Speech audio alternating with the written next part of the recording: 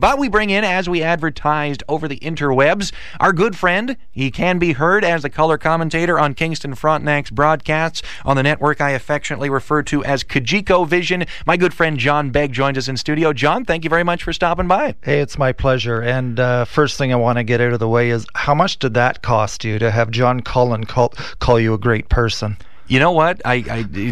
It was completely natural, and I was a little taken aback, honestly. I got a little emotional there, and I had to hit the cough button to avoid the tears starting to stream down, because, as I said, that first person who's ever been associated with the Frontenacs who said that, including you, because you only call me horrible names to my face.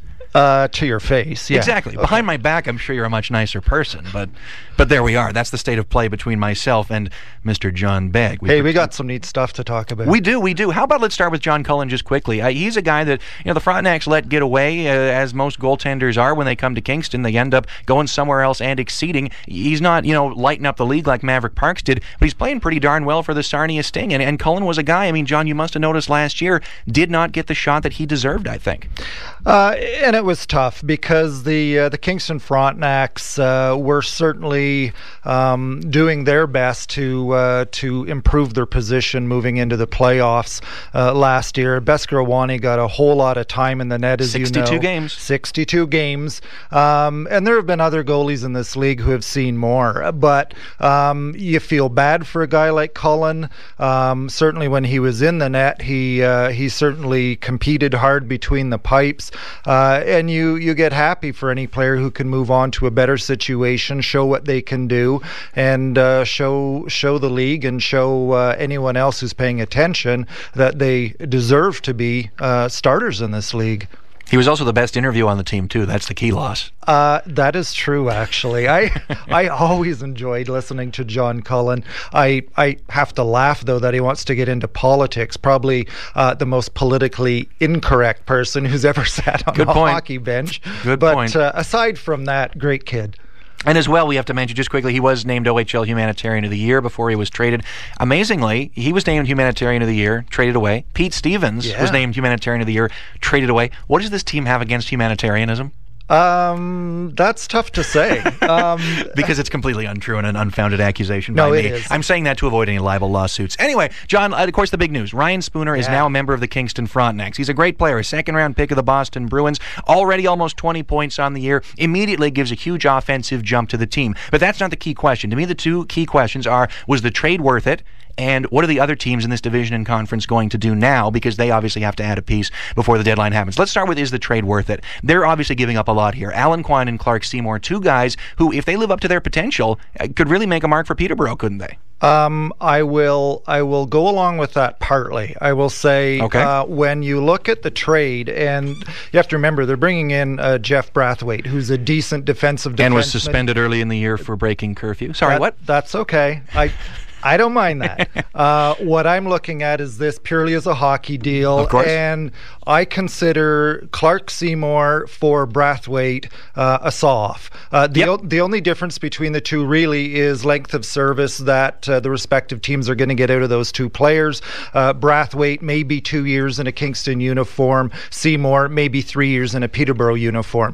As far as skill goes, as far as, in fact, I'll give the advantage to Brathwaite as far as toughness goes. Here's a kid who's been in 8 fights in one and a quarter seasons. He's a left-handed shot. Exactly, which they only have one of. Which the Frontenacs needed desperately. So when you take Seymour and Brathwaite out of the equation and go, okay, what did we give up for potentially a top 5 forward in the conference in Spooner? And you say, okay, Alan Quine and 1, maybe 2 draft picks, second rounders, not first rounders. Because you can't trade the first. Well, rounders. okay, but nevertheless, I don't think the Kingston Frontenacs overpaid. I actually thought the cost of getting Spooner was going to be higher than what the Frontenacs ended up giving up, just because of this kid's offensive upside. Alan Quine, and it's a different question, I think. Why didn't Alan Quine develop? We could go on for... Did he get the chance? Well, and again, it could be a long conversation as to why. But when you look at what was Alan Quine contributing to the Kingston Frontenacs, I thought he was getting off to a much better start. He was getting more ice time. He had a couple of outstanding offensive games, but I think any GM in the OHL, if you said, if you had Alan Quine and a second-round pick to give up for Spooner, who will for sure be here 1 year and maybe 2, would you do it? And I'll go out on a very short limb and say 19 other OHL GMs would have done that in a heartbeat. And I like the deal for the Kingston Frontenacs. This is a team very, very anxious to go deep in the playoffs this year.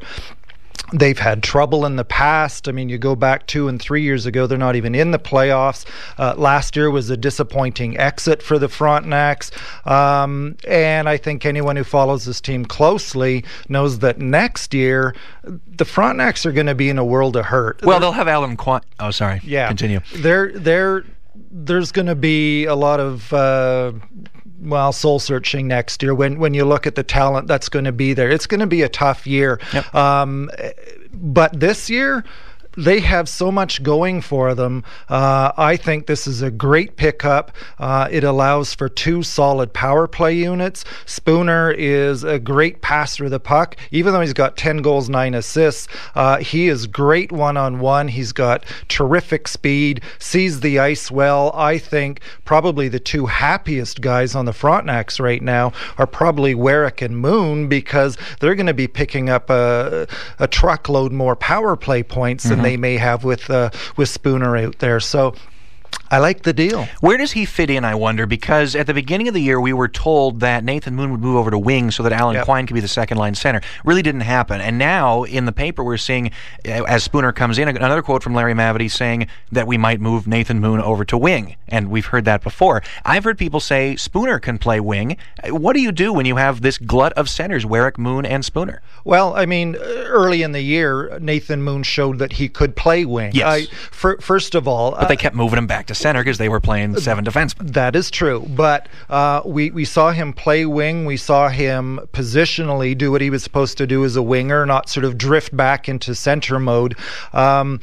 I think when you look at Nathan Moon as a hockey player, and it's been well documented, sort of what he's gone through in the off season and his renewed commitment to effort and playing both ends of the ice. I think it's great having Nathan Moon on the wing. I agree. If they actually put him there. If they keep him there, I agree with you. But what it also does is if he plays the wing, I mean, how many times do you see centers get booted out of the face-off circle? It seems like every other face-off. To have a natural center like Nathan Moon when face-offs are so important, sitting there in the wing, it's like an ace up your sleeve. You've got 2 centers out there when Nathan Moon's playing. Absolutely. But when we look at the ability of this team to compete this year in the playoffs, John, because as you mentioned, this is an all or nothing year. This is not a year where they get back to a decent playoff run and build forwards. This is the year, without question, for the Kingston Frontenacs.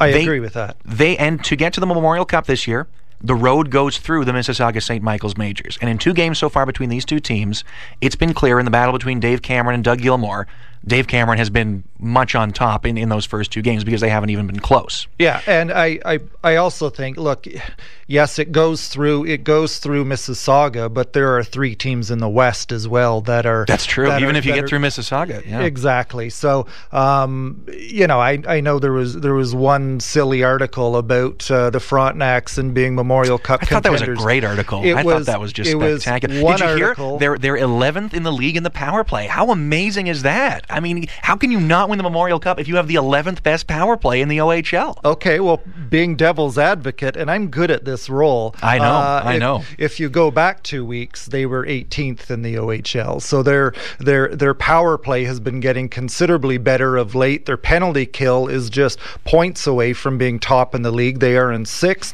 but they're awfully close to 1st. Their power play is 12th. They are not close to 1st. But Spooner sure as heck helps there, obviously.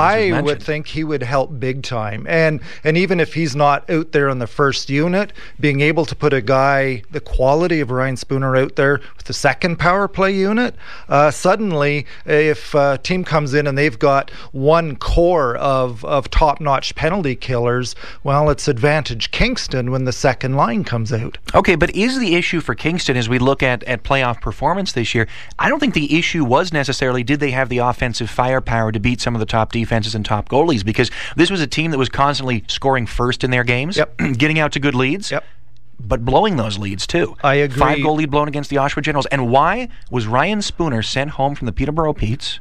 But because he wouldn't buy into Mike Polino's defensive-minded system. They said publicly to the paper it was Spooner's line that the other teams were getting most of their goals against. So yes, he adds those goals. But when you look at the number of defensive miscues you've seen with this team, the number of goals scored against them on odd man rushes, have they addressed their key weakness heading into the playoffs? Absolutely not. I think team defense is the one big thorn in the side for this Kingston Frontenac team. As good as they have been offensively, they've still given up more goals than they've scored. Can you believe that? They got a winning percentage over 600 and a negative goal differential. I know. Maybe 4 shootout wins kind of help. Mind you, it's only one goal, and at one point they were worse off than that as well. They're slowly turning that around as well. But I mean, I've said it on air on the OHL tonight. I think too much attention is given to the two defensemen who are out there, and not enough scrutiny has been paid to the forwards, because defense is all about 6 players. It's not about a goalie and 2 defensemen. And how many times have we seen odd man rushes because of a miscue in the neutral zone or a defenseman pinching up, and it goes the other way, odd man rush. But point being, you've got arguably one of the top 3 goaltenders in the league in Philip Grubauer sitting between the pipes, and even though his numbers certainly don't match what he did last year, he has played some pretty spectacular hockey for the Kingston Frontenacs, and things could be a lot worse for this team if not for Grubauer. But the point is, they've got Grubauer, and I think as this season progresses, you're going to see a lot more attention given by Coach Gilmore to team defense, because that's the only glaring issue right now for this team. But surely they could address that with a move potentially, and I say this specifically because I'd said, and I said a while back after Steve Brook was traded, if the Belleville Bulls, if that pick that the Frontenacs didn't get from the Belleville Bulls wasn't immediately traded, I would eat my hat. I now no longer have to eat my hat. But when we look at the Mississauga St. Michael's Majors, they have Kirby Reichel. And if Kirby Reichel is not traded by the end of this season, I will again eat my hat. And the reason is they're going to trade him and probably get Ryan Ellis back. And that's going to be a huge boost for the top team in the Eastern Conference, unless Windsor decides they're not going to sell. Kingston, though, they're going to have to reply. They're going to have to, well, at least you would think they would try and make a move at the deadline. This is the one great thing I will say about this trade for Ryan Spooner. This is much better than the Joe Placatus trade last year. Substantially a better move. However, does Kingston have any tradable assets left now? They've gotten rid of Quine. They've gotten rid of Seymour. Second round pick next year gone. After that, they already traded that for Grubauer. Year after that, it's conditional for Spooner. All that's left maybe is Warren Steele, one of their prospect defensemen who isn't playing with the team right now. I can't think of anything else they can trade to make this team any better. If Mississauga makes one big move, we're right back to square one, aren't we? I would think so. But you also have to look at what is ultimately the goal for this Kingston Frontenac team. I'm not convinced that even they think they're prepared for a run at the Memorial Cup. Then why put everything into this year if you're just going to bow out in the conference finals and say, okay, look, we can make it to the conference finals. We'll see you again there in 12 years. That's a valid question. But I think this team, and not the team itself, I think the organization is so desperate to make a deep run, they're willing to pour everything into this season to say they've made a deep run. Is that going to rebuild the loyalty of the Frontenacs fan base? No, it won't. It'll get them some extra crowds. But you know what?